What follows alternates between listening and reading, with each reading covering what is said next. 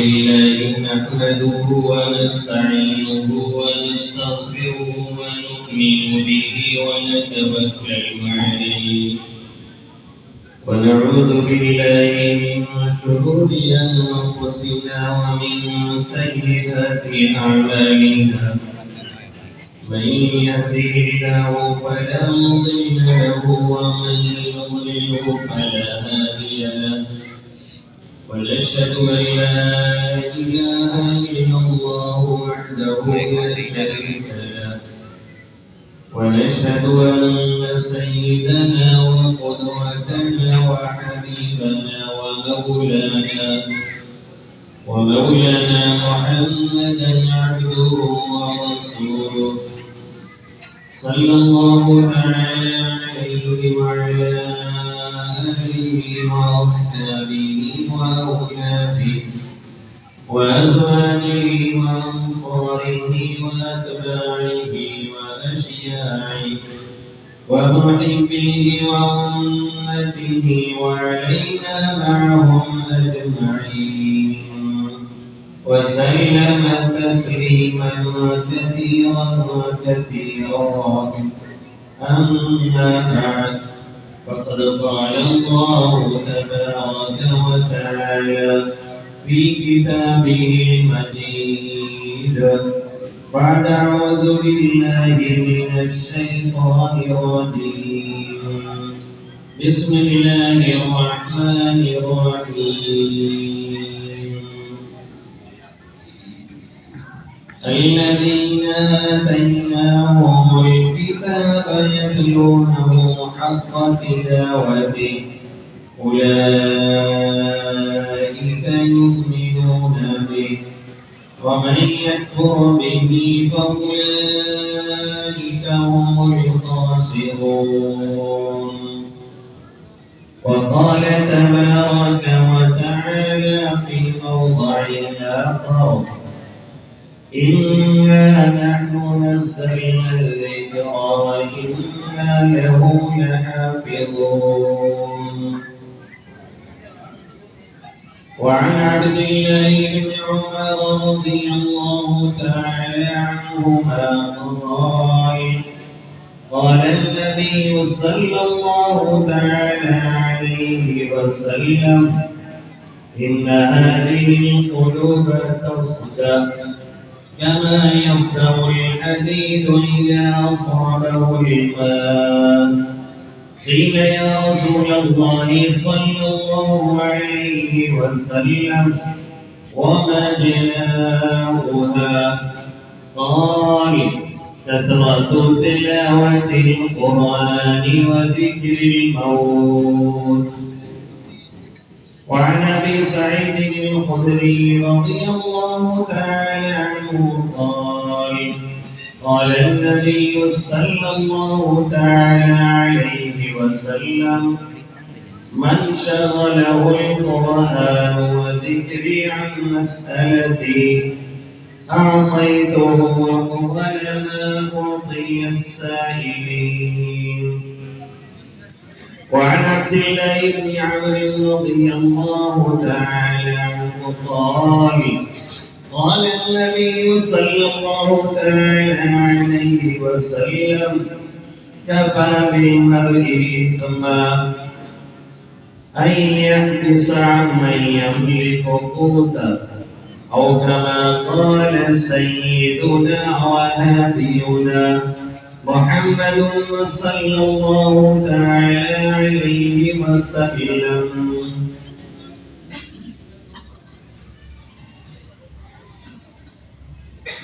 ये नए नए तरीके न बताएं दुनिया वाले, ये नए नए तरीके न बताएं दुनिया वाले जो हुजूर लेके आए वो निजाम कम नहीं है। और जब से शरीम छूटी है आका की सुन्नतें,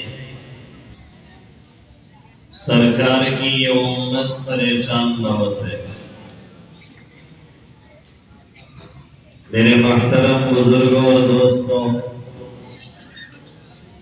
میرے غیور نوجوان ساتھیوں، اس وقت میں نے آپ حضرات کے سامنے قرآن کریم کی دو آیتیں کریمہ تلاوت کی ہے، اور اللہ کے حبیب صلی اللہ علیہ وسلم کی 3 حدیثیں پڑھی۔ ارادہ انہی دونوں آیتوں کے ترجمہ اور انہی تینوں حدیثوں کی تفسیر اور تشریح پہ بات پوری کرنے کا ہے۔ 3 حدیثیں جو میں نے پڑھی ہیں، ان تینوں حدیثوں کو روایت کرنے والے مختلف صحابی رسول صلی اللہ علیہ وسلم۔ پہلی روایت جو میں نے پڑھی ہے، اسے نقل کرنے والے، اس کو روایت کرنے والے صحابی رسول حضرت عبداللہ ابن عمر رضی اللہ تعالی عنہما، حضرت عمر فاروق رضی اللہ تعالی عنہ کے صاحبزادے، اتباع سنت میں بہت ہی مشہور، اور اللہ کے حبیب صلی اللہ علیہ وسلم سے کثرت سے حدیثیں نقل کرنے والے اور روایت کرنے والے۔ اور دوسرے صحابی حضرت ابو سعید خدری رضی اللہ تعالی عنہ، یہ بھی ایک زبردست صحابی ہے، اللہ کے حبیب صلی اللہ علیہ وسلم سے بہت سی احادیث انہوں نے روایت کی ہے۔ اور تیسرے صحابی حضرت عبداللہ ابن عمر رضی اللہ تعالی عنہ، یہ بھی انتہائی جلیل القدر صحابی، تینوں کے تینوں بڑے ہی اونچے درجے کے صحابی اور انتہائی جلیل القدر صحابی۔ دادا جان یعنی مولانا عبدالحلیم صاحب نور اللہ مرقدہ برد اللہ مرجعہ، جب بھی کسی صحابی کا نام آتا، کسی صحابی کا اسم گرامی آتا، فرماتے کہ بڑے اونچے درجے کے صحابی، بڑے جلیل القدر صحابی، پھر فوراً فرماتے کہ ہر صحابی جلیل القدر ہوا کرتا ہے، ہر صحابی اونچے درجے کا ہوا کرتا ہے۔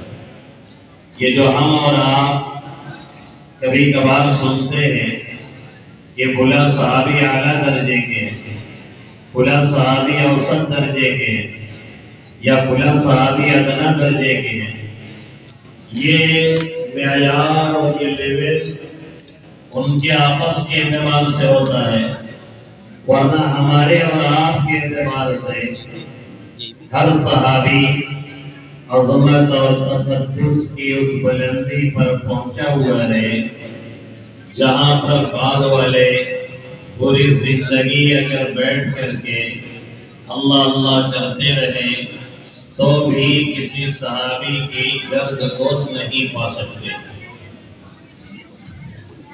صحابی جو بھی ہے اس کا وہ مقام ہے جسے صرف سوچا جا سکتا ہے۔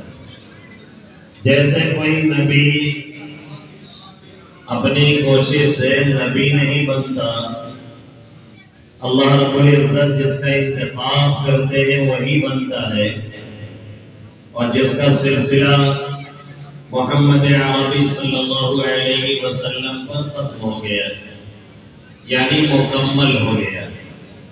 اب کوئی بھی نبی آنے والا نہیں ہے، آپ خاتم النبیین ہیں، تمام پیغمبروں کے ختم پر آقا آئے ہیں اور سلسلے نبوت کی آپ نے تکمیل فرما دی ہے۔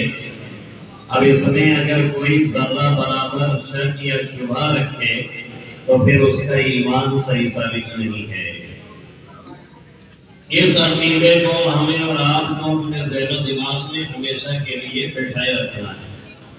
کہ محمد عربی صلی اللہ علیہ وسلم کے بعد نبوت کا کوئی بھی دروازہ ایسا نہیں ہے جس سے کوئی شخص کسی بھی شکل میں ظاہر ہو سکے۔ آپ پر نصر نبوت کی تکمیل کی گئی ہے اور آپ کے بعد اب کوئی بھی نبی آنے والا نہیں ہے۔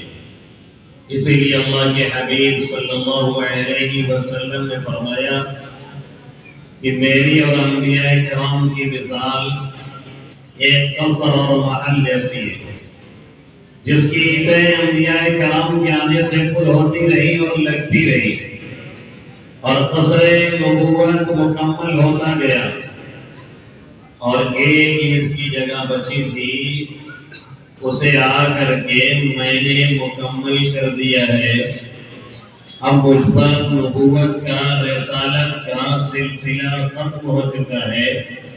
ان الرسالۃ والنبوۃ قد انقطعت بی فلا نبی بعدی ولا رسول او کما قال صلی اللہ علیہ وسلم۔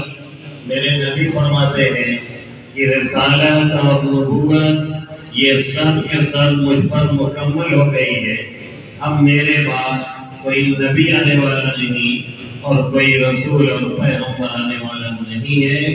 یہ سب سے پہلا وہ مسئلہ ہے جس پر صحابہ کرام رضوان اللہ تعالی علیہ اجمعین نے اجماع اور اتفاق کیا، اور جو شخص اس طرح کا دعویٰ کرے اسے واجب القتل قرار دیا گیا ہے۔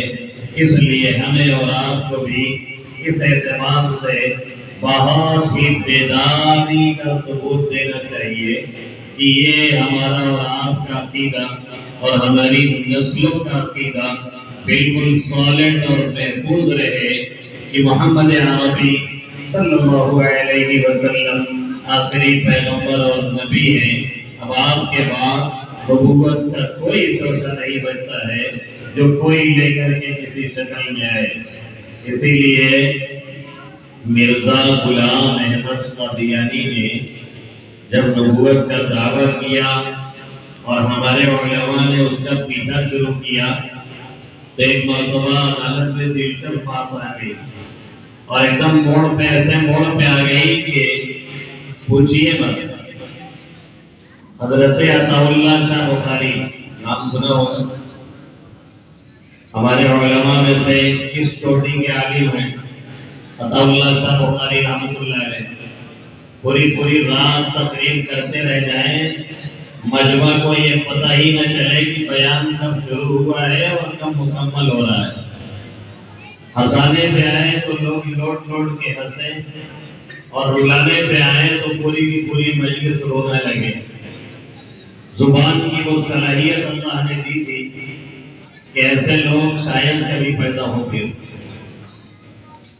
عطا اللہ شاہ بخاری رحمۃ اللہ علیہ نے اس سے سوال کر لیا کہ کیسے تم کہتے ہو کہ ہم نبی؟ تو اس نے مغالطہ میں ڈالنے کے لیے، دھوکہ دینے کے لیے کہا کہ اللہ نے قرآن میں کہا ہے وَمُبَشِّرًا بِرَسُولٍ يَأْتِي مِن بَعْدِ اسْمُهُ أَحْمَدُ، کہ نبی کہہ رہا ہے کہ انہیں خوشخبری سنائیے کس بات کی کہ ایک پیغمبر میرے بعد آئے گا جس کا نام احمد ہوگا۔ اب یہاں اس نے دھوکہ کیسے دیا؟ یہ حضرت عیسیٰ علیہ السلام کہہ رہے ہیں، یہ ان کا قول ہے، یہ ان کا جملہ ہے۔ وہ کہہ رہے ہیں کہ میرے بعد ایک نبی آئے گا جس کا نام احمد ہوگا، یعنی محمد عربی صلی اللہ علیہ وسلم تشریف لائیں گے، کیونکہ آقا کا نام محمد بھی ہے اور آقا کا نام احمد بھی ہے، اور آقا خود کہتے ہیں ان لی اسماء، میرے بہت سے نام ہیں، میں محمد بھی ہوں، میں احمد بھی ہوں۔ تو اس میں حضرت عیسیٰ علیہ السلام نے یہ بتایا ہے کہ ہم ایک پیغمبر کی آمد کی بشارت دے رہے ہیں، وہ پیغمبر آئے گا میرے بعد، اس کا نام احمد ہوگا، یعنی اللہ مدنی صلی اللہ علیہ وسلم کے آنے کی بات کہی جا رہی ہے۔ اب اس نے دھوکہ یہ دینے کی کوشش کی اور یہ سمجھانے لگا کہ گویا آپ صلی اللہ علیہ وسلم یہ بات کہہ رہے ہیں کہ میرے بعد ایک نبی آئے گا جس کا نام احمد ہوگا، تو میں ہوں غلام احمد، اس لیے میں نبی ہوں۔ یہ اس نے دھوکہ دینے کی کوشش کی۔ تو عطاءاللہ صاحب بخاری رحمۃ اللہ علیہ بڑے حاضر جواب تھے، اور اپنے علماء کے تو پوچھنا ہی کیا ہے، اپنے علماء دیوبند تو چٹکیوں میں مسائل حل کرتے ہیں، چٹکیوں میں۔ ابھی بات نکلے گی تو بڑی دور تک چلی جائے گی، اس لیے میں بہت شارٹ میں بتا کر کے بات پوری کرنے کی کوشش کرتا ہوں۔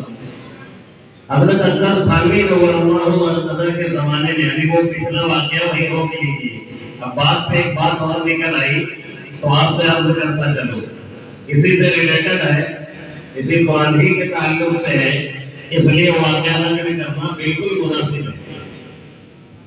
حضرت اقدس تھانوی نور اللہ مرتضی کے زمانے میں ایک مسئلہ کھڑا ہوا۔ امریکن ایک شخص نے یہ دعویٰ کر دیا کہ ہمارے سینے میں 2 دل ہے، کتنا؟ ڈبل، 2 دل ہے ہمارے سینے میں، اور قرآن میں اللہ کہہ رہا ہے مَا جَعَلَ اللَّهُ لِرَجُلٍ مِّن قَلْبَيْنِ فِي جَوْفِهِ، اللہ نے کسی کے اندر 2 دل نہیں بنایا، ایک ہی بنایا ہے، اللہ نے ڈبل نہیں بنایا۔ کسی کے اندر اللہ نے من قلبین 2 دل نہیں رکھا ہے، ایک ہی دل رکھا ہے۔ تو یہ قرآن کی آیت ٹھیک نہیں ہے، اس لیے کہ ہمارے 2 دل ہیں، اور قرآن کہہ رہا ہے کہ اللہ نے ایک ہی دل بنایا، جس کو بنایا اللہ نے کسی کو ڈبل دل نہیں بنایا، اس لیے قرآن صحیح نہیں ہے، قرآن جھوٹا ہے۔ ہم اور آپ ہوتے تو شاید بکا گئے ہوتے، کچھ کیا جواب دیں؟ اگر کچھ پنکھے ہلکے چل سکتے ہو تو چلا لیجیے، کافی لوگ پریشان ہیں، میرے ساتھ ساتھ کئی لوگ پریشان ہیں۔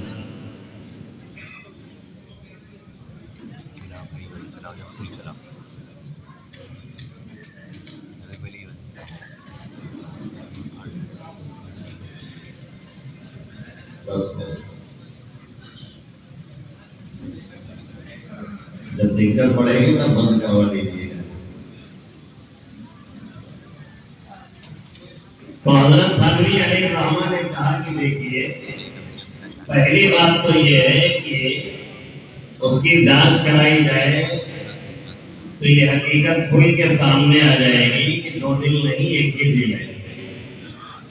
یہ تو اس کا صرف دعویٰ ہے نا، اگر اس کی دلیل ڈھونڈی جائے اور حقیقت تک پہنچنے کی کوشش کی جائے تو یہ حقیقت آیا ہوگی کہ اس کے 2 دل نہیں، ایک ہی دل ہے۔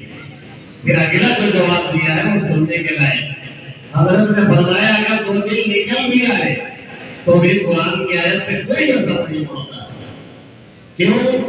اس لیے کہ اللہ نے اس آیت میں یہ کہا مَا جَعَلَ اللَّهُ لِرَجُلٍ مِّن قَلْبَيْنِ فِي جَوْفِهِ، ہم نے کسی کے اندر 2 دل نہیں بنایا ہے۔ یہ ماضی کی بات ہے، پاسٹ کی بات ہے، گزشتہ زمانے میں نہیں بنایا ہے، آئندہ بنائے گا اللہ نہیں بنائے گا، اس بارے میں آیت خاموش ہے۔ اس لیے قرآن کی آیت پہ کسی طرح کا کوئی اعتراض نہیں ہو رہا۔ اللہ نے بنایا نہیں نا، آئندہ اللہ بنائے گا، فیوچر میں مستقبل میں اللہ کسی کو بنائے گا جو کہ یا نہیں بنائے گا، آیت میں اس کے بارے میں کوئی دعویٰ نہیں کیا۔ آیت میں یہ بتایا گیا ہے کہ ہم نے گزشتہ زمانے میں کسی کے سینے میں 2 دل نہیں بنایا اور نہیں رکھا ہے، بس جس زمانے میں یہ دعویٰ ہوا تھا ایک شخص نے کیا تھا، اس زمانے میں اس کا بعد اللہ نے کر دیا، اب آگے کسی کا بنائے گا کہ نہیں بنائے گا، اس بارے میں آیت میں کوئی بات نہیں کہی گئی ہے۔ اگر کسی کے سینے میں 2 دل نکل بھی آئے تو بھی قرآن کی اس آیت پہ کوئی اثر نہیں پڑتا ہے۔ اور مولانا شاہ بخاری رحمۃ اللہ علیہ نے اس سے پوچھا کہ اس میں تو کہا جا رہا ہے کہ میرے بعد ایک پیغمبر آئے گا جس کا نام احمد ہوگا، اور تم کیا ہو؟ تمہارا نام تو غلام احمد ہے، صرف احمد تو نہیں ہو۔ تو کہنے لگا کہ اصل میں میرا نام احمد ہی ہے، غلام تو میرے گھر والوں نے بڑھا دیا، ورنہ میں احمد ہوں۔ اور آیت بتا رہی ہے کہ میرے بعد ایک پیغمبر آئے گا جس کا نام احمد ہوگا، اس لیے میں ہی وہ آخری پیغمبر ہوں۔ عطا اللہ شاہ بخاری رحمۃ اللہ علیہ نے فرمایا اب معاملہ سمجھ میں آیا مجھے، اب حقیقت مجھ پر بھی کھلی۔ میرا نام عطا اللہ ہے، میں اصل میں اللہ ہوں۔ عطا کا لفظ میرے گھر والوں نے بنا دیا، ورنہ تو میں اللہ ہوں، اور اللہ جسے چاہتا ہے پیغمبر بناتا ہے۔ مگر میں نے تجھے بنایا نہیں تو بنا کیسے یہ بتا؟ جب میں نے تجھے نہیں بنایا تو تم بنا کیسے؟ کیونکہ قرآن میں اللہ کہتا ہے اللہ اعلم حیث یجعل رسالتہ، اللہ جانتا ہے کہ کسے پیغمبر بنانا ہے کسے نہیں بنانا ہے، کہاں رسالت رکھنی ہے، کہاں نبوت دینی ہے، کہاں نہیں دینی ہے۔ تو اگر تو احمد ہے، گھر والوں نے غلام کا لفظ بڑھا دیا تھا، تو میں اللہ ہوں، گھر والوں نے آقا کا لفظ بڑھا دیا، آقا ہٹا دیجیے، میں اللہ ہوں، میں نے تمہیں پیغمبر بنایا نہیں تو بنا کیسے؟ بس اس کا جواب دے۔ ظاہر ہے کوئی جواب نہیں رہ گیا تھا۔ اللہ ہمارے علماء کی قبر پہ کروڑوں رحمتیں نازل فرمائے۔ تو جیسے منصب رسالت یہ اللہ چنتا ہے، انتخاب فرماتا ہے، ایسے ہی صحابہ کرام کو بھی اللہ رب العزت نے چنا تھا آقا کے لیے، اور ان کا انتخاب فرمایا گیا تھا۔ ہمارے اولاد کے فصل کا نہیں تھا۔ یہ جو تمنائیں ہوتی ہیں، ہم بھی رہتے تو آقا کا دیدار کرتے، ہم بھی رہتے تو یہ کرتے، ہم بھی رہتے تو وہ کرتے، کاش ہماری بھی کوئی نسبت ہوتی، کاش ہم بھی آپ کے قریبی لوگوں میں سے ہوتے، کاش ہم بھی حضرت بلال کی جگہ ہوتے۔ یہ سب تمنائیں بیٹھ بیٹھ کر کے پرسکون ماحول میں کر لی جائیں، بڑی اچھی لگتی ہے۔ کیا ہم ہوتے تو حضرت بلال کی طرح پھرتے؟ کیا ہم ہوتے تو حضرت عمار یاسر کی طرح انگارے پہ لیٹ کر کے اللہ اللہ کہتے؟ کیا ہم اور آپ ہوتے ہمارے جسموں سے ہمارے گوشت روتے جاتے، اور اس کے باوجود ہم یہ کہتے کہ نہیں محمد عربی صلی اللہ علیہ وسلم خاتم النبیین اور آخری نبی ہیں، اور احد کی صدا لگاتے رہتے؟ یہ انہی کا کلیجہ تھا، یہ رتبہ بلند ملا جس کو مل گیا ہر مدعی کے واسطے دارو اصل کہاں، یہ اللہ نے انہیں چنا ہے۔ اللہ کیا کہہ رہا ہے قرآن میں؟ قُلِ الْحَمْدُ لِلَّهِ وَسَلَامٌ عَلَىٰ عِبَادِهِ الَّذِينَ اصْطَفَىٰ۔ اے محمد عربی صلی اللہ علیہ وسلم، آپ کہیے ساری تعریفیں اللہ کے لیے، اور سلامتی ہو اس کے برگزیدہ بندوں پر۔ ایک تفسیر کے مطابق یہاں برگزیدہ بندوں سے مراد یہی صحابہ کرام رضوان اللہ تعالی علیہم اجمعین کی جماعت۔ اس لیے دادا جان ہمیشہ یہ فرماتے جب بھی کسی صحابی کا نام آتا، اس میں گرامی آتا کہ بڑے جلیل القدر صحابی، پھر فوراً فرماتے کہ ہر صحابی جلیل القدر ہوا کرتا ہے، ہر صحابی اونچے درجے کا ہوتا ہے، اس لیے کہ وہ دعائیں آپ کہاں سے لے کر کے آئیں گے؟ جنہوں نے ایمان اور اسلام کی حالت میں اللہ کے حبیب صلی اللہ علیہ وسلم کا دیدار کیا ہو۔ وہ چند ثانیے، وہ چند لمحے، وہ چند سیکنڈ، وہ چند منٹ کہاں سے لے کر کے آئیں گے؟ جنہوں نے ایمان اور اسلام کی حالت میں آقا مدنی صلی اللہ علیہ وسلم کی صحبت پائی اور صحبت اٹھائی تھی۔ اسی لیے میرے نبی محترم محمد عربی صلی اللہ علیہ وسلم نے فرمایا اللہ فی اصحابی لا تتخذوهم من بعدی قوما۔ جمعہ میں خطیب صاحب عام طور پہ اس جملے کو پڑھتے ہماری عوام بیچاری کیا سمجھے گی؟ جب اکثر خطیب صاحب ہی نہیں سمجھتے ہیں کہ ہم کیا پڑھ رہے ہیں اور کیا کہہ رہے ہیں تو بیچارے عوام کیا سمجھیں گے؟ میرا نبی کہہ رہا ہے میرے صحابہ کے بارے میں اللہ سے ڈرتے رہنا، میرے صحابہ کے بارے میں اللہ سے بچ کر کے رہنا، میرے بعد کبھی بھی ان کو تنقید کا نشانہ نہیں بنانا۔ اس لیے کہ صحابی کی عظمت ہے، صحابی سے عقیدت ہے، صحابی سے محبت ہے تو ہمارا دین ہے، صحابی سے لگاؤ ہے تو ہمارا قرآن صحیح ہے، صحابی سے تعلق ہے تو اللہ کی حدیث ٹھیک ہے، صحابی سے لگاؤ ہے تو اللہ کی سیرتیں صحیح ہے، صحابی سے لگاؤ ہے تو اللہ کی سنتیں محفوظ ہیں۔ اور اگر کسی صحابی سے بدگمانی پیدا ہو گئی تو نہ قرآن، نہ دین، نہ اسلام، نہ حدیث، نہ سیرت، نہ سنت، کوئی بھی چیز ہماری محفوظ نہیں رہ سکتی ہے۔ دین اور اسلام کی ہماری بنیادیں اسی روز متزلزل ہو جائیں گی اور ڈھہ جائیں گی۔ یہ بھی ہمارے عقائد میں سے ایک عقیدہ ہے جس کو محفوظ رکھنا ہماری اور آپ کی ذمہ داری ہے۔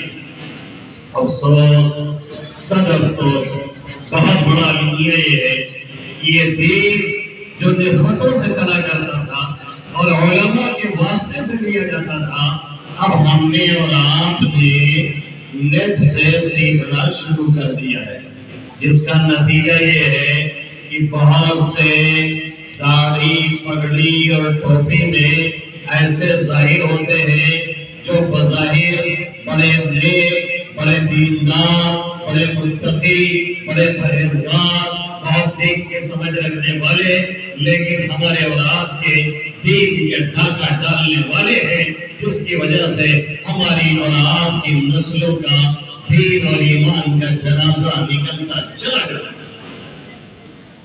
امام مالک رحمۃ اللہ علیہ نے کیا فرمایا کہ ہم نے ایک نہیں 20 ایسے علماء کو پایا، محدثین کو، کہ جن کے تقویٰ اور تقدس کی قسم اگر مسجد نبوی میں کھڑے ہو کے کھائی جائے تو غلط نہیں ہوتی، پھر بھی ہم نے ان سے حدیث نہیں لی، ان سے ہم نے روایت نہیں قبول کی۔ کیوں؟ اس لیے کہ جو واسطہ تھا ان کا صحیح نہیں تھا، وہ سند ان کے پاس نہیں تھی، اس لیے ہم نے وہ روایتیں اور وہ حدیث ان سے نقل کرنا کسی طرح سے مناسب اور درست نہیں سمجھا۔ اور آج حالت یہ ہے کہ ہم کسی سے بھی فتویٰ لے لیتے ہیں اور کسی کا بھی بیان سننے لگتے ہیں اور کسی کی بھی تاریخ پڑھنے لگتے ہیں، اور کبھی کبھی وہ شخص دیمک کی طرح سے ہمارے دین اور اسلام کو چاٹ مارتا ہے۔ اس لیے اس طرف توجہ کرنے کی ضرورت ہے اور علماء حق سے ہمیشہ مربوط رہنے کی ضرورت ہے۔ جیسے موسیٰ علیہ نبی علیہ السلام کو صندوق میں ڈال کر کے پھینک کر کے والدہ محترمہ نے حکم الہی سے چھوڑ دیا تھا، اللہ کے بھروسے چلے رہیے، اور وہ بچ کے دریا کے اندر جانے سے، دریا بند ہونے سے ساحل پہ پہنچ گئے۔ ایسے ہی ہر زمانے میں علماء حق سے جڑے رہنا دین اور ایمان کی حفاظت کی اور اسلام کی حفاظت کی ضمانت اور گارنٹی ہے، اور اس سے جب بھی بغاوت کی جائے گی نتائج بہت بھیانک نکلیں گے، اور وہ نتائج نکالنے کے لیے توڑنے کی پوری کوشش ہمارے اس ملک میں جاری اور ساری۔ میں کھلی آنکھوں دیکھ رہا ہوں کہ ہمارے علماء میں اور عوام میں جو ربط ہونا چاہیے، جو تعلق ہونا چاہیے، وہ بڑی تیزی کے ساتھ ختم ہوتا نظر آ رہا ہے۔ عوام ہمارے علماء کو ایک دوسری مخلوق سمجھتی، ایک دوسرا گروہ سمجھتی، ایسا تصور ہے ان کا کہ مولانا اور امام ہونے کا مطلب یہ ہے کہ فرشتہ ہو، نہ کھائے، نہ پیے، نہ استنجا جائے، نہ لیٹرین جائے، ہر وقت مصلی کے پاس حاضر رہے۔ آدھا منٹ اگر بیچارہ لیٹ ہو گیا امام تو قوم ایسا دیکھتی ہے جیسے لگتا ہم 302 کے مجرم۔ ایسا لوگوں کے سب دیکھیں گے، ایسا لگتا ہے ہم کوئی مرڈر کر کے آ رہے ہیں، اب ہماری گرفتاری ہونے والی ہے۔ ٹائم متعین کرنے کا ہرگز یہ مطلب نہیں ہوتا، ہرگز یہ مطلب نہیں ہوتا کہ وقت ہو جائے تو آپ بھول بھول کر کے پیچھے دیکھیں۔ اور افسوس تب ہوتا ہے جب وہ لوگ جن کو یہ مسئلہ معلوم ہے، پڑھے لکھے، پھر بھی وہ کھڑے ہو کر بھی انتظار کرتے رہتے ہیں۔ آقا تشریف لائے صلی اللہ علیہ وسلم، کچھ لوگ کھڑے ہو کر کے انتظار کر رہے تھے۔ آپ صلی اللہ علیہ وسلم نے کیا فرمایا؟ بیٹھ جاؤ بیٹھ جاؤ بیٹھ جاؤ قاعدے سے، جب تک آپ نماز کے انتظار میں ہیں تب تک نماز کا ثواب بغیر کچھ پڑھے ملتا رہتا ہے۔ اب اس سے بڑی فضیلت کیا ہوگی؟ خاموش بیٹھے رہے تو بھی نماز کا ثواب لکھا جاتا ہے۔ اگر فرمایا بیٹھ جاؤ، انتظار صلاۃ یہ حکم صلاۃ میں ہے، نماز کے انتظار میں جو رہتا ہے وہ بھی نماز کے حکم میں لکھا جاتا ہے۔ اتنی بڑی فضیلت ہے، لیکن مجال کیا ہے کہ ہمارا مقتدی اگر دھوکے سے 2 منٹ پہلے آ گیا تب تو بھیا امام صاحب کی وہ کلاس لیں گا۔ اچھا ایک اور مسئلہ ہے، بات بہت کڑوی ہے لیکن برداشت کر لیجیے گا۔ جس کی گھر پہ نہیں چلتی، جس کی بیٹوا نہیں بیٹیاں بھی اس کی بات نہیں سنتے، وہ چاچا ہو رہا ہے کہ امام صاحب کو سنا کے چکر میں آتا ہے۔ یہ 98% سچائی ہے۔ اور جو کبھی کبھی آتا ہے وہ اور چکر میں رہتا ہے، جو مستقل آتا ہے وہ کم پڑتا ہے، جو کبھی دھوکے میں آ جاتا ہے 2 منٹ پہلے وہ چکر بغیر کہاں ہو؟ ارے بھیا کہیں وہ ہو لگا ہے، دکھاتے نہ ہو۔ ارے دکھاتے نہیں تو باپ کے نوکر، اللہ میاں کا نوکر ہے، کسی کا غلام نہیں ہے۔ حضرت اقدس تھانوی نور اللہ مرکزہ فرماتا اللہ مرجع کو ایک صاحب نے لکھا حضرت امام کی ضرورت ہے، فرمایا امام چاہیے تو ہم دے سکتے ہیں لیکن ہم غلام نہیں دے سکتے۔ تھوڑی موٹی کمیاں امام کی ہمیشہ درگزر کیا کرو، کوئی بڑا پھر ہو جائے تبھی ایکشن دیجیے، ورنہ کس منہ سے اس کے پیچھے بھی کھڑے ہوتے ہو۔ پیچھے سماج کی نیت ہوتی کہ نہیں ہوتی؟ احترام میں عظمت نہیں، اور اس کے پیچھے بھی کھڑے، کیسی نماز ہوگی ہماری؟ آخر ہماری نماز کیسی ہوگی؟ انتہائی غلط طریقہ ہے۔ ٹائم متعین کرنے کا مقصد اور مطلب صرف اتنا ہوتا ہے کہ اس سے پہلے نماز نہیں ہوگی، اس کا مطلب ہرگز یہ نہیں ہے کہ آدھا منٹ لیٹ ہو جائے تو سب لوگ گھوم گھوم کے دیکھتے رہے۔ ہم 2 گھنٹے میں بھی پانی نہیں پیتے، یہ تو ابھی کون گھنٹہ ہوا ہے، لیکن آپ کا میک ہمیں پریشان کیے ہوئے ہے اور بہت پریشان کیے ہوئے ہیں۔ گلا چل ہی نہیں دے رہا ہے، ادھر کرتا ہوں یہ والا کھینچتا ہے، ادھر کرتا ہوں یہ کھینچتا ہے، ایک آدھا یہاں ہو ایک آدھا یہاں چل۔ میں کے جان ہونے کو کرنے کی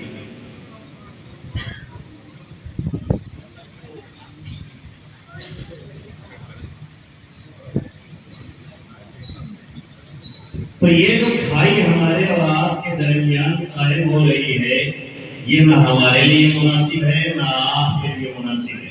قوم و ملت کی نیا ڈبانے والی بات ہے، اس لیے علماء کرام کو اپنا محسن سمجھیں اور علماء سے ہاتھ جوڑ کے یہ عرض ہے کہ وہ اپنے علم کی اہمیت کو پہچانیں، اپنے مقام کو پہچانیں، اپنے مرتبے کو پہچانیں۔ مسل مشہور ہے جو اپنا اکرام خود نہیں کرتا ہے دوسرے بھی اس کا اکرام نہیں کرتے۔ اس لیے آپ اپنی اہمیت پہچانیں اور عوام سے درخواست ہے کہ آپ علماء کو انسان ہی سمجھیں، نعوذ باللہ وہ کوئی فرشتہ نہیں ہے، ان سے بھی کوئی نہ کوئی چوک، ان سے بھی کوئی نہ کوئی غلطی اور ان سے بھی تعطیل ہو سکتی ہے، وہ بیمار ہو سکتے ہیں، لیٹرین میں دیر ہو سکتی ہے، ٹائم پہ استنجا لگ سکتی ہے، کوئی اور عذر پیش آ سکتا ہے، اس لیے معذور سمجھیں، ان کے اوپر چلنا دوڑا کریں اور زیادہ جو امام کے پیچھے پڑا رہتا ہے پھر اس کی اولاد اس کو ٹھیک کرے گی۔ تو صحابہ کو چھوڑ دیجیے، علماء حق سے کٹنا بھی ہمارے اولاد کے لیے تباہی اور بربادی کا ذریعہ ہے۔ تو 3 روایتیں میں نے پڑھی، ایک حضرت عبداللہ بن عمر سے، ایک حضرت عبداللہ بن عمر سے، ایک حضرت ابو سعید خدری رضی اللہ تعالیٰ عنہ سے، اور 2 آیتیں میں نے پڑھی ہیں۔ دوسری آیت وہ مشہور آیت جو عام طور پہ لوگ پڑھا کرتے ہیں ایسے موقع پہ، کیونکہ جلسہ جلسے دستار بندی ہے، اس لیے ہم نے بھی وہ آیت پڑھ دی ہے، اِنَّا نَحْنُ نَزَّلْنَا الذِّكْرَ وَإِنَّا لَهُ لَحَافِظُونَ۔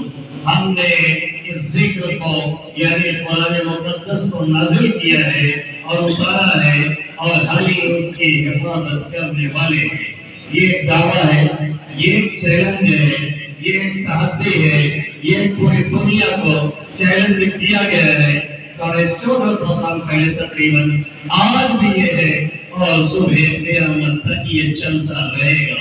اور اس دعویٰ کی تصدیق ہر زمانے میں اس چیلنج کو قبول کرنے والے اس کی تصدیق کرتے رہے ہیں۔ یہ قرآن ایسا سالڈ ہے، یہ قرآن ایسا محفوظ ہے، یہ قرآن لوگوں کے خود سے اللہ نے جو حفاظت کا ذمہ لیا ہے اس کو ایسا بچایا ہوا ہے کہ ایک زیر اور زبر بھی کبھی بھی ذرہ برابر ادھر سے ادھر نہ ہوا ہے، نہ ہو سکتا ہے، اور نہ آئندہ کبھی ہوگا۔ ایسی حفاظت اللہ نے اس کی ہے۔ اس مجمع میں کوئی بھی کھڑا ہو اور ایک آیت پڑھے اور اس میں 2-3 حرف میں نہیں زیر اور زبر میں غلطی کرے تو انشاءاللہ تعالی 10 میں ہی 20 ایسے کھڑے ہو جائیں گے جو یہ بتا دیں گے کہ یہاں پہ زیر آپ نے پڑھا، یہاں زبر تھا، یہاں پہ پیش پڑا ہے، یہاں پہ زیر تھا۔ یہ ہے حفاظت اللہ کی جو اس قرآن کے ساتھ لگی ہوئی ہے۔ اسی لیے اس آیت کے تحت علامہ قرطبی رحمۃ اللہ علیہ نے ایک واقعہ نقل کیا ہے کہ مامون رشید کے دور میں، آپ جانتے ہیں ایک اموی حکمراں، زبردست حکمراں، آدھی دنیا کا تقریباً بادشاہ، اس زمانے میں ہمارا جو بلبلہ تھا اور جو جلوہ تھا اور جو ہمارا غلبہ تھا، جب تک دین اسلام قرآن حدیث اور سنت سے ہم چنتے رہے اور ہمارا لگاؤ رہا تو ہماری وہ شان اور شوکت تھی کہ انگریز بھی اپنے سکوں پہ ہمارے حکمراں اور بادشاہوں کو خوش کرنے کے لیے کلمہ اور قرآنی آیات لکھا۔ میں یقین ہو آج بھی برٹش کے میوزیم میں چلے جائیے، وہاں وہ سکے آج بھی رکھے ہوئے ہیں جس پہ قرآنی آیات لکھواتے تھے وہ لوگ، تاکہ اسلامی بادشاہ ان سے خوش رہے اور ان کے اوپر دباؤ نہ بنائے۔ کبھی ہم ایسے تھے، آج ایسے ہیں کہ پوری دنیا دباؤ بنا رہی ہے کہ دین اسلام قرآن سب چھوڑ دیجیے، حتیٰ کہ ہمارے وجود تک کو چیلنج کیا جا رہا ہے۔ کبھی مسلم تدبر بھی کیا تو نے، وہ کیا قانون تھا جس کا تمہیں ٹوٹا ہوا تھا؟ کبھی سوچا ہم نے کہ ہم اتنے عروج پر اور اتنے بلندی پر تھے اور ایسے کار مسلط میں کیوں چلے گئے کہ ہمارا وجود پوری امیت ہوا ہے؟ اس کو خوش کرنے کے لیے یورپین کنٹریز کے لوگ اپنے سکوں پہ کلمے تک لکھوا دیا کرتے تھے۔ یہ اپنے یہاں دربار لگایا کرتا تھا جس میں ہر طبقے کے علماء کو، جانکار کو آنے کی اجازت ہوتی تھی اور بحث میں حصہ لینے کی اجازت ہوتی تھی۔ ایک مرتبہ دربار لگا ہوا تھا، بہت سے علماء وغیرہ موجود تھے۔ ایک آدمی اندر داخل ہوا، شکل صورت سے بڑا وجیح، بہت تازہ، بہت عقل مند، ممتاز، کلاسیکلی ایک دم۔ مجلس برخاست ہوئی تو ہارون نے، مامون نے اسے بلا کر کے پوچھا کہ تم اسرائیلی ہو یعنی یہودی؟ اس نے کہا ہاں میں یہودی ہوں۔ کہا تم تو بڑے قابل آدمی دکھ رہے ہو، بات سے لگا کہ بڑے جانکار، بڑے پڑھے لکھے ہو۔ ایسا کرو تو اسلام کو کوئی کرو، اور ہم تمہیں یہ دیں گے وہ دیں گے، یہ مراعات تمہیں ملے گی۔ تو اس نے انکار کر دیا، کہا نہیں، میں یہودیت کو کسی بھی صورت میں چھوڑنے والا نہیں۔ جس دین پہ اپنے آبا و اجداد کو پایا ہے، اپنے بڑوں کو پایا ہے، اس سے میں بغاوت نہیں کر سکتا۔ ظاہر ہے آبائی رسم و رواج سے بغاوت کرنا آسان نہیں ہوتا ہے آسان ہے تو تمہیں اپنی شادی میں کہہ کے دکھا دو، نہیں ہے تو کہیں اپنی شادی میں کر کے دکھا دو۔ شادی میں بیاہ میں جتنے مفتی ہیں اور جتنے مولانا ہیں سب سائڈ میں رکھے جائیں گے، فتوا چلے گا، نانی کا، دادی کا، خالہ کا، ممانی کا، چچی کا، بھابھی کا، ان کا فتوا چلے گا۔ اور یہ بدھو بھیا بدھو بردرس کی طرح سے ان کے اشارے پہ ناچیں گے اور کہیں گے کیا کہ یار گھر والے مننے نہیں کرتے، گھر والی مننے نہیں کرتے۔ تبھی تو میرے نبی نے کہا تھا کہ تم میں سے کوئی ایک عورت کھڑی ہوتی ہے اچھے اچھے عقل مند شخص کو پاگل اور باولا بنا دیتی ہے، نئے کی ہو تو شادی میں دیکھو۔ مرد کہتا بھی ہے غلط ہے، ٹھیک نہیں ہے، اچھا نہیں ہے، پیسے نہیں ہے، یہ بھی سب پوری کرنا ہوتا ہے۔ آبائی رسول سے بغاوت آسان کام نہیں ہے۔ کہنے لگا میں نہیں آتا، آتما بولنے کچھ نہیں، کہا ٹھیک ہے جاؤ۔ اس کے بعد گیا، سال بھر بعد آیا پھر مجلس میں اور مسلمان ہو کے لوٹا اور بیٹھا، دیکھا کہ مسئلے پہ کوئی بات، اس میں اس نے حصہ لیا۔ مجلس ختم ہو گئی، معلوم نے بلایا، کہا تم کو وہی شخص دکھ رہے ہو سال بھر پہلے بلائے تھے، تب تم یہودی اب مسلمان، اور تب میں نے کہا تب بھی نہیں مانے، اب بتاؤ اسلام کو قبول کیا۔ اس نے جو راز بتایا وہ یہاں عیسائیت کے تحت مجھے سنانا ہے اور جلدی جلدی کے بات پوری کرنی ہے۔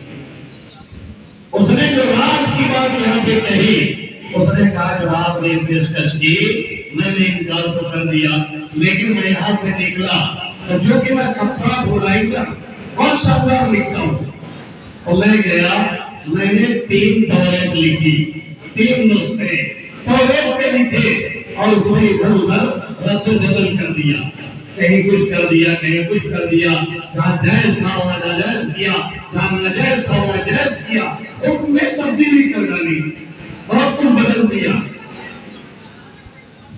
وہ تو جان بوجھ کے کیا تھا، کچھ ان پڑھ ہوتے ہیں اس کہیں کہیں اپنی جہالت کی وجہ سے صحیح کو غلط سمجھتے ہیں تو وہ بھی رد و بدل کرنے لگتے ہیں۔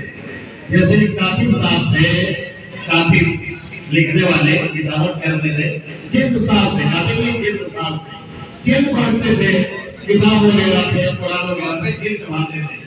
تو جو بھی ان کو اپنی کتاب پہ اپنی جہالت کی وجہ سے کم پڑھے لکھے تھے، اس کا مطالعہ کریں اور جہاں ان کو سمجھ میں آئے کچھ، لیکن وہاں پڑھ کے اپنے کچھ لکھ دیں۔ ایک صاحب کو ہمیں قرآن دیا کہ اس کی جلد بات کیجیے گا، اور کہا دیکھیے اس میں کچھ مت کیجیے گا، اس قرآن میں کوئی ایسی چیز نہیں ہے جس کو بدلا جا سکے، اس لیے اس کو ہاتھ مت لگائیے، جلد بات کر کے دے دیجیے گا۔ کہا ٹھیک ہے ٹھیک ہے، ایک دم ضرور سے نہیں کروں گا۔ جب وہ لینے آیا، جلد بن گئی، کہا جلد ہو گئی، کہا ہاں ہو گئی، پیسہ کتنا ہوا اتنا دے دیا۔ کہا کچھ کیا تو نہیں؟ کہا کہ کچھ کیا نہیں، بس اتنا کیا ہے۔ کہا کتنا کیا ہے؟ کہا جہاں جہاں فرعون حامان کا نام آ رہا نا، میں کہیں کمینون کا نام کیا کرے قرآن میں ہے، کہا کر کے اپنا اور تیرا نام لکھ دیا۔ قرآن میں بھی اس نے بد کو بدل اٹھا کر کے کر دیا۔ تو اس نے 3 نسخے لکھے توریت کے اور کہنے لگا میں نے کہ گیا کنیسہ میں نے پیش کیا، لوگوں نے ہاتھوں ہاتھ لیا اور بڑے قیمتی بہت قیمتی نسخہ مانا گیا، اچھے خاصے مجھے پیسے ملے۔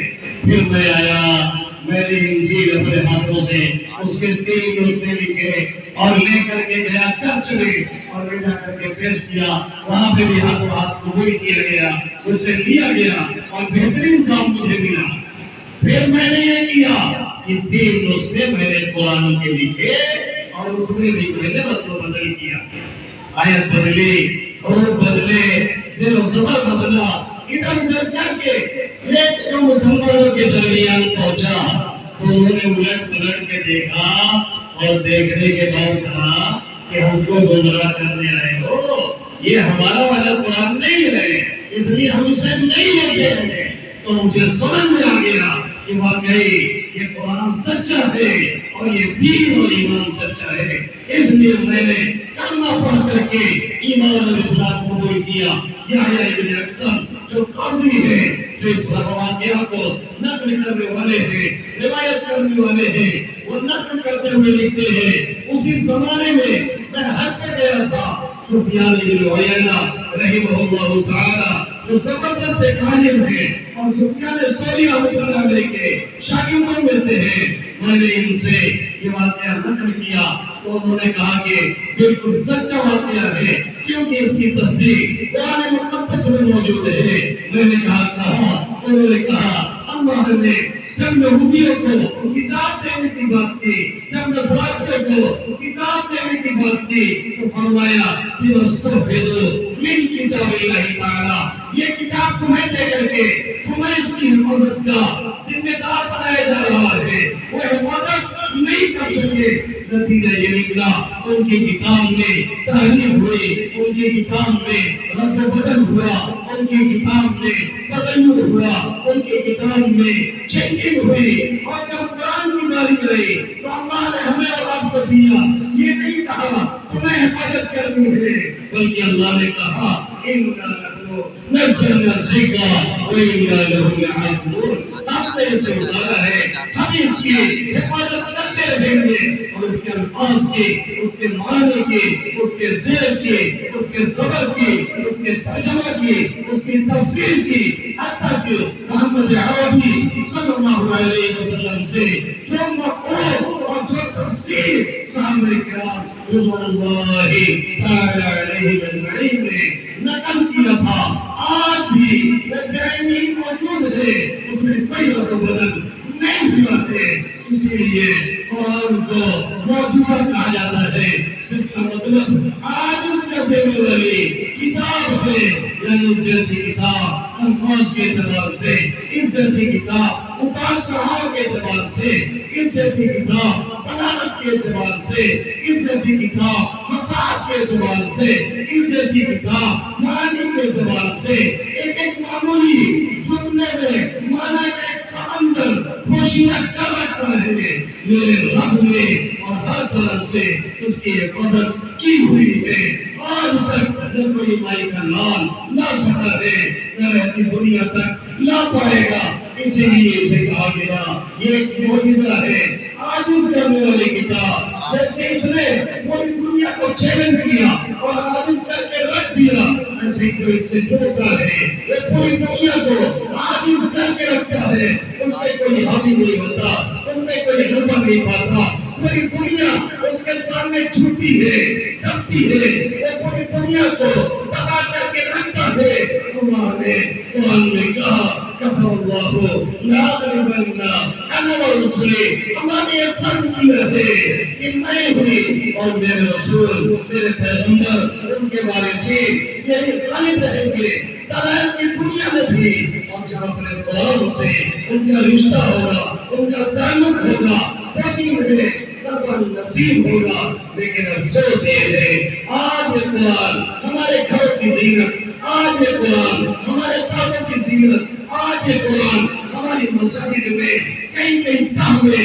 الماریوں میں رکھا ہوا ہے، جا کے ہاتھ ڈالیے، ہاتھ پہ آپ کی اچھی خاصی کرد لگ جائے گی۔ ہمارا کوئی مرتا ہے، ہمارا کوئی دنیا سے جاتا ہے، ہم کیا کرتے ہیں؟ دو تین قرآن ہدیہ لے کر کے اس کے نام پہ دوسرے ثواب کے طور پہ رکھوا دیتے ہیں، مسجد میں لے جا کر کے نہ ہم خود پڑھتے ہیں، نہ اپنی اولاد کو پڑھاتے ہیں، نہ سکھاتے ہیں۔ جب نہیں سکھا رہے ہیں تو اس قرآن کو آخر کون پڑھے گا اور کون پڑھے گا؟ اس لیے پڑھنا سیکھیے، اس لیے بنانا سیکھیے، اس لیے اس سے تعلق پیدا کیجیے۔ اور صحابہ کرام رضوان اللہ تعالی علیہم اجمعین جنہوں نے قرآن سے تعلق پیدا کیا تھا، اللہ کے حبیب صلی اللہ علیہ وسلم کی تعلیمات کی روشنی میں نتیجہ یہ نکلا، ان کی بھر کی جماعت جس علاقے میں گئی، علاقے کو نہیں پتہ کیا، بلکہ علاقے کے ساتھ ساتھ انہوں نے اس علاقے کی کلچر کو، وہاں کی ثقافت کو، وہاں کے تمدن کو، وہاں کے رہن سہن کو، وہاں کی بات کو، وہاں کی سوچ کو سب کچھ الٹ پلٹ کر کے انہوں نے رکھ دیا تھا۔ کیوں؟ اس لیے کہ کلام الہی ان کے اندر سرایت کیا ہوا تھا۔ آج ہمارے اور آپ کا حال یہ ہے کہ کتابوں پہ کلام الہی زینت بنا ہوا ہے، سال سال بھر گزر جاتا ہے، ہمارے حقیقی بھی تلاوت نہیں کرتے ہیں، اور لوگوں کو چھوڑ دیجیے۔ یہ حالت ہے۔ اب رمضان آئے گا، کچھ لوگ پڑھیں گے، کچھ لوگ سنیں گے، باقی لوگ پہلے دن مسجد میں آئیں گے اور اس کے بعد پھر غائب ہوں گے۔ تو آخر لوگ جب قرآن مکمل ہوگا تب حاضری دیں گے۔ یہ کیا طریقہ ہم نے اور آپ نے بنایا ہے؟ جو کتاب سب سے اعلیٰ، جو کتاب سب سے ارقا، جو کتاب نجات دینے والی، جو کتاب پار بڑھانے والی، جو کتاب نکات دینے والی، جو کتاب بلندی عطا کرنے والی، جو کتاب ہمیں اور آپ کو اس دنیا میں شکریہ عطا کرنے والی، جو کتاب قبر میں ہمارے کام آنے والی، جو کتاب حشر میں ہماری سفارش کرنے والی، اللہ کے حبیب صلی اللہ علیہ وسلم نے فرمایا کہ قرآن سے بڑھ کر کے کوئی سفارشی نہیں، نہ کوئی نبی، نہ کوئی فرشتہ، نہ کوئی ولی، کوئی نبی بھی قرآن کے برابر نہیں سفارش کرنے میں۔ اس لیے کہ قرآن اللہ کا کلام ہے، اس کی ذات سے نکلا ہے، اس لیے قرآن کی سفارش کی حقیقت میں اللہ کی سفارش ہے، اور جس کے حق میں اللہ بول دے اسے کون ہٹا سکتا ہے؟ لیکن بھائی افسوس، نہ ہم پڑھتے، نہ ہماری مائیں، نہ ہماری بہنیں، نہ ہماری گارجین، نہ ہمارے بہن، نہ ہمارے ذمہ دار، نہ ہمارے انویسٹر، ہر کوئی آ کر کے ایک سوال کرتا ہے، مولانا صاحب اللہ کی مدد کیوں نہیں آ رہی ہے؟ مولانا صاحب اللہ کی مدد کیوں نہیں نظر ہو رہی ہے؟ مولانا صاحب یہ پریشانی کیوں آ رہی ہے؟ اللہ کہہ رہا ہے، لوگ پوچھ رہے ہیں اللہ کی مدد کب آئے گی؟ اللہ نصر اللہ قریب، اللہ کی مدد بہت قریب ہے، لینے والے تو کرو۔ سر بال کا شکوہ سب کو یاد ہے، سب کو یاد ہے، بات گرتی ہے تو بیچارے مسلمانوں پر کہیں بھی مصیبت آتی ہے تو مسلمانوں کو سامنے، مسلمانوں کے گھر پہ، مسلمانوں کے علاقے پہ، مسلمانوں کے محلے پہ کہیں بھی مصیبت آئے ایسا لگتا ہے کہ مسلمانوں کے گھروں کو توڑ دیا گیا ہے۔ یہ شکوہ ہر ایک کو یاد ہے۔ سر اقبال نے جہاں شکوہ کیا ہے وہی اس کا جواب بھی لکھا ہے۔ برد گرتی ہے تو بیچارے مسلمانوں پر سر اقبال پھر جواب دیتے ہوئے کہتے ہیں، اللہ کی طرف سے ہم تو مائل برکرم ہیں، ہم تو مائل برکرم ہیں، کوئی سائل ہی نہیں، راہ دکھلائی کسے رہبر منزل ہی نہیں ہے، کوئی چلنے والا نہیں راستے پہ، آگے ہم کس کو راستہ دکھائیں؟ جب سر میں ہوائے طاعت تھی، سر سبز شجر امید کا تھا، جب سر سیاہ چلنے لگی اس پیر نے کھلا چھوڑ دیا۔ اللہ کی راہ اب بھی ہے کھلی، آثار نشان سب قائم ہیں، اللہ کے بندوں نے لیکن اس راہ پہ چل کر کیا پرسنٹ نمازی ہے، کیا پرسنٹ نمازی ہے؟ عام نمازوں میں 10% اور فجر میں 2%، رات میں یہی موبائل، یہی گانا، یہی سیریل، یہی آنے کام میں نہ دعا، نہ تحریر، نہ سورہ فاتحہ، نہ آیت الکرسی، نہ سورہ فلق، نہ سورہ ناس۔ اسی حالت میں قوم کی اکثریت بڑے سے لے کر کے بوڑھے تک اور نوجوانوں کی رات شروع ہوتی ہے۔ رب کی ناراضگی میں رات کا آغاز ہوتا ہے، 2 بجے، 2:30 بجے، 3 بجے یعنی جب رب سے مانگنا ہے، جب رب کو پکارنا ہے، جب نیا پار منوانی ہے، جب اپنے لیے اور مرغمیت کے لیے رب سے ملا کر کے اسے منانا ہے، تو عیاشی اور خرافات کی دنیا میں جا کے اسے ناراض کر کے اور ایک میسج دینداری کا اسٹیٹس پہ لگا کے اور فیس بک پہ چھوڑ کر کے تب یہ شروع ہوتی ہے، اور 9 سے 10 بجے پھر صبح ہوتی ہے ہماری نوجوانوں کی، اور اٹھنے کے بعد پھر نہ دعا ہے نہ درود ہے، سب سے پہلے دیکھا یہ جاتا ہے کسی نے کوئی میسج تو نہیں کیا ہے، کسی نے کوئی شیئر تو نہیں کیا ہے، بیٹری ادھری تو نہیں ہے۔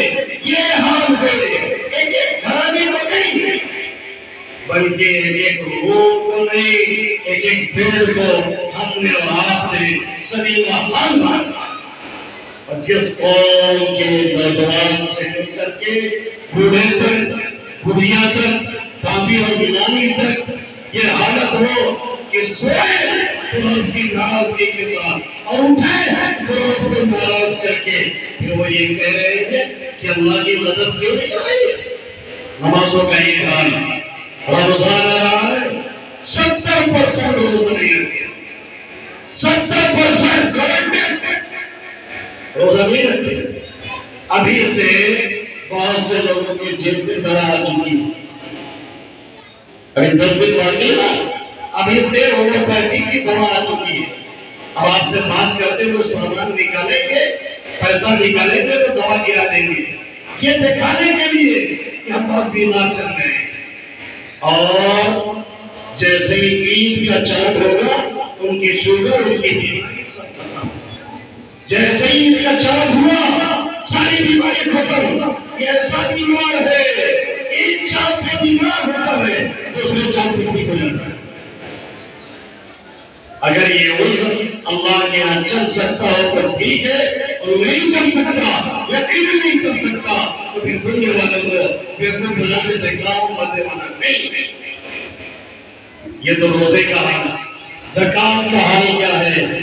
اچھے اچھے پیسے والے زکات حرام کر کے بیٹھے، اور جو دیتے ہیں وہ ٹھیک سے حساب کر کے نہیں دیتے۔ اور حرام خوری کا عالم یہ ہے، تسبیح چل رہی ٹھکا ٹھک ٹھکا ٹھک ٹھکا ٹھک، ایک سجدے پہ سجدہ، جمعہ میں پہلی سب میں کہیں بیٹھے ہو، پہلی سب میں آئے کہ بیٹھ جائے جمعہ کی نماز میں تو اونٹ کی قربانی کا ثواب ملتا ہے، اور پتہ چلا بہن کا حرام، بہن کا حرام خور کھا کے بیٹھا ہے۔ 80% ہے جو بہنوں کا حق مالے بیٹھ گئے، اور پہلے ڈر کے بارے مانگتی تھی۔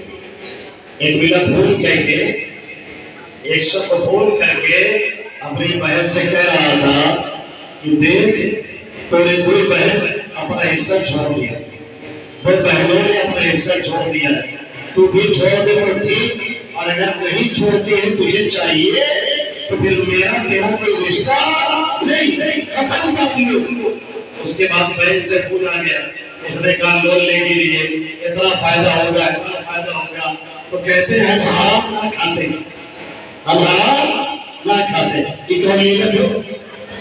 اور بہن کا حق ہمارا نمبر کے 80% میں سے ہے جو نہیں کرے، اور حرام کھانے کی ابتدا انہی سے شروع ہوتی ہے جب وراثت نہیں بڑھتی، یہی سے حرام کھانے کی عادت پڑتی۔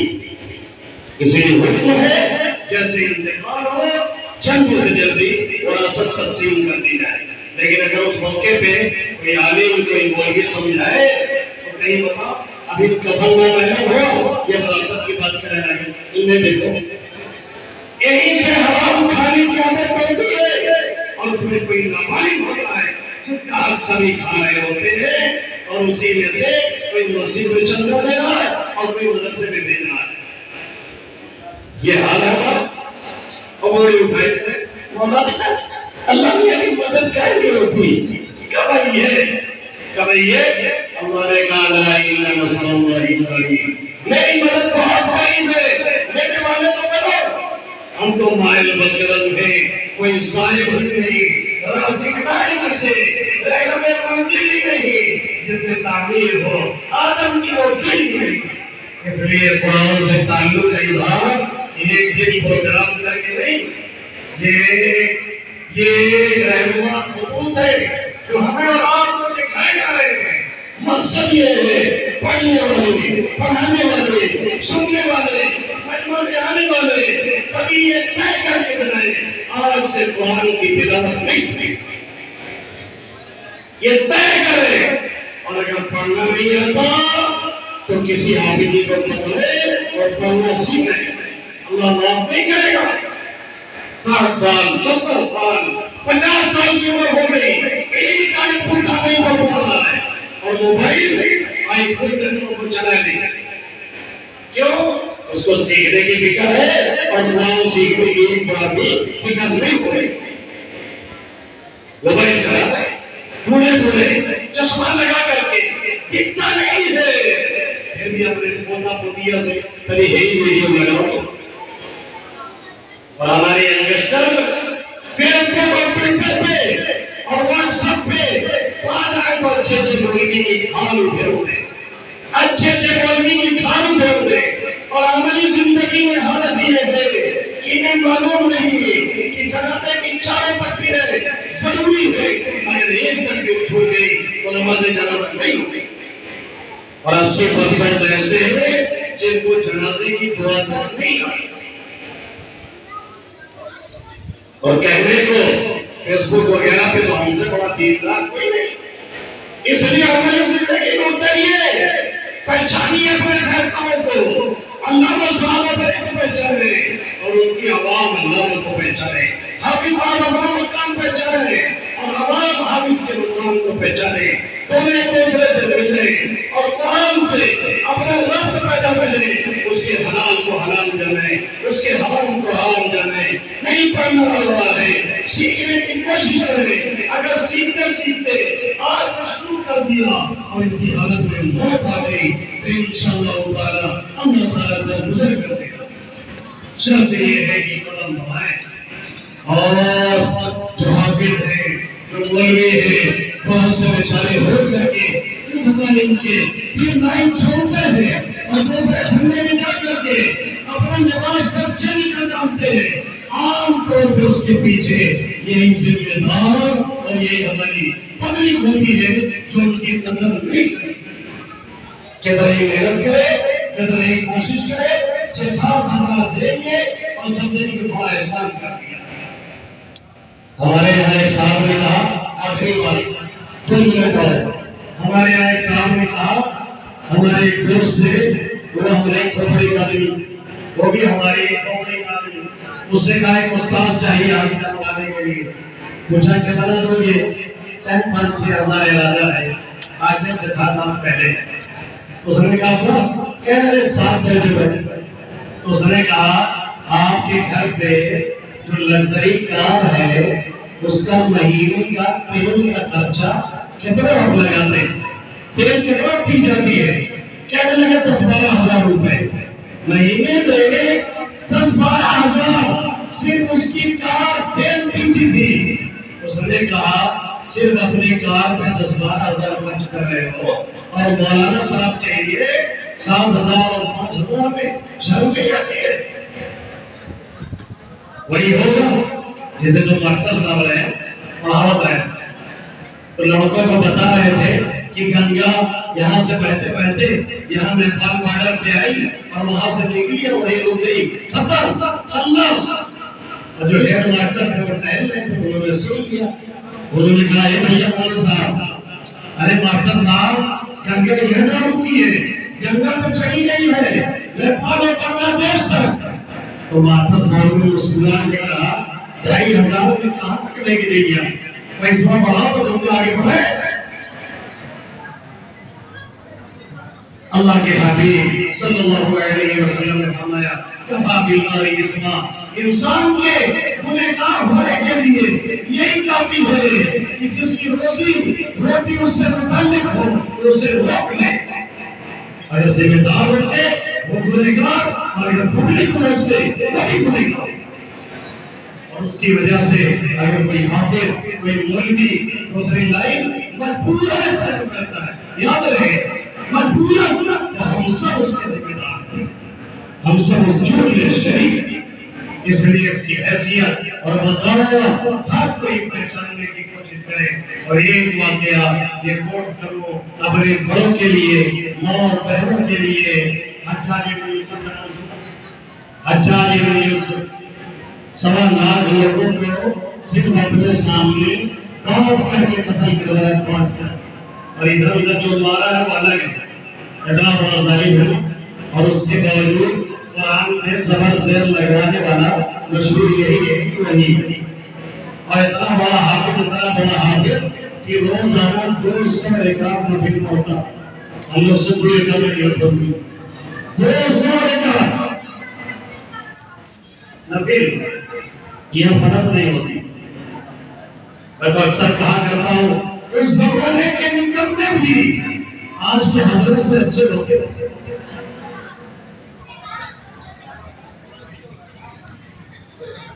اس کے دور حکومت میں اس نے ایک نوجوان کو گرفتار کر لیا۔ اس کی بوڑھی ماں کو پتا چلا، حجاج کے پاس آئی اور آ کر کے انہوں نے کہا، غور سے سنیے گا، اس زمانے کے اسٹیٹس اور ہمارا اسٹیٹس 2 منٹ انشاءاللہ، اس زمانے کے اسٹیٹس اور ہماری لوگ کا، ہماری بہنوں کا، ہمارے گارڈین کا، ہمارے پیرنٹس کا کتنا نہیں ہے۔ اس کی بوڑھی ماں آئی اور آ کر کے کہنے لگی ہے، حجاج اگر تم نے میرے بچے کو رہا نہیں کیا اور نہیں آزاد کیا اور نہیں چھوڑا تو سن لے، میں تجھے ایسے ہی صاف کر دوں گی اور ختم کر دوں گی جیسے قرآن میں شروع کے 15 پارے سے کلمہ صاف ہے، جیسے شروع کے 15 پارے میں کلمہ صاف ہے، کلمہ نہیں ہے شروع کے 15 پارے میں، ایسے ہی تیرا بھی ختم کر دیا جائے گا۔ جاسون کے چوکا بوڑھی اماں اتنی بڑی بات کہے گی تو ہو سکتا ہے کوئی پوائنٹ ہو، وہ بھی حافظ لگا قرآن پڑھنے جلدی پڑھتے پڑھتے 15 پارہ گزر ہوا، 16ویں پارے میں جا کر کے کلمہ آیا۔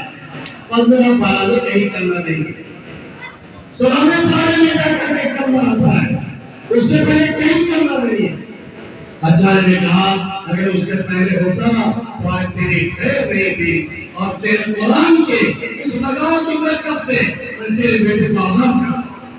کسی زمانے میں ہماری بڑی ماں کا حال یہ تھا کہ مجھے قرآن اتنا بڑھیا تھا کہ ان کو پتہ ہے کہ کس بارے میں کون لفظ آیا ہے۔ آج حالت یہ ہے، ہیرو ہیروئن کے نام یاد ہے، آج حالت یہ ہے نوجوانوں کو سلمان اور شاہ رخ کا پتہ ہے، آج حالت یہ ہے انہیں پتہ ہے شبیر کتنی کتنی ہے، آج حالت یہ ہے انہیں خبر ہے کہ کوہلی میں شتک کتنا بنانا ہے اور اب شتک کتنا بنانا ہے، لیکن انہیں یہ نہیں پتا کہ قرآن میں دعائیں پڑھے ہیں، سورتیں کتنی ہیں، آیتیں کتنی ہیں، پیش کتنا ہے، شعر کتنا ہے، انہیں اس کے تعلق سے کوئی خبر نہیں۔